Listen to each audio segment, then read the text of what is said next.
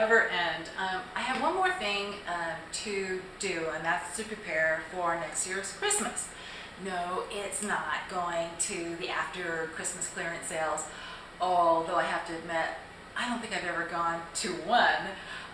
The other thing is that I didn't buy anything new and I didn't do any crafty projects, so there isn't more bulk for me to load into the Christmas boxes, so I don't have to go and get other storage boxes. So that's not necessary for the next coming Christmas. But what is necessary, at least for me, is I want a record. So as I had said earlier, I had taken pictures of each room, and each room, the decorations within each room, so little close-ups of that.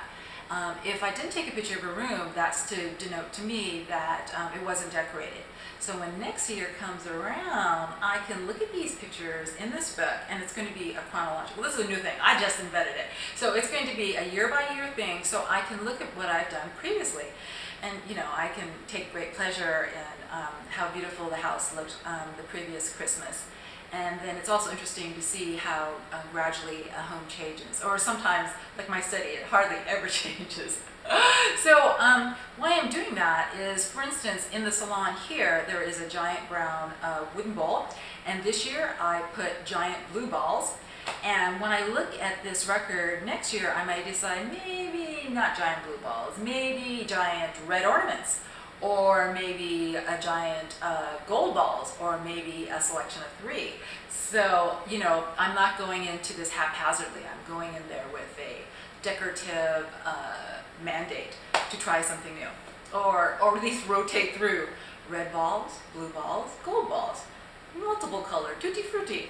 And the reason I want to do that also is because I think that Christmas is many things to many people, but for one of the things that it is to me is that this house, I love decorating it, and I love to move through the seasons gradually by changing out flower arrangements, pillows and throws, and certain artwork and everything like that. So this for me is part of the process of being a woman, you know, living through cycles, and I really enjoyed that. So that's in anticipation. I think one of the first things that I will do next year is most likely take out the Hanukkah decorations. I always put those on top. And then I'll thumb through my previous lookbook, my Christmas lookbook. 2013, 2012, and then 2013 I can look back for 2 Christmases, and on and on. Doesn't that sound like a great idea? So I'm going to start a new tradition. And maybe you do something like that.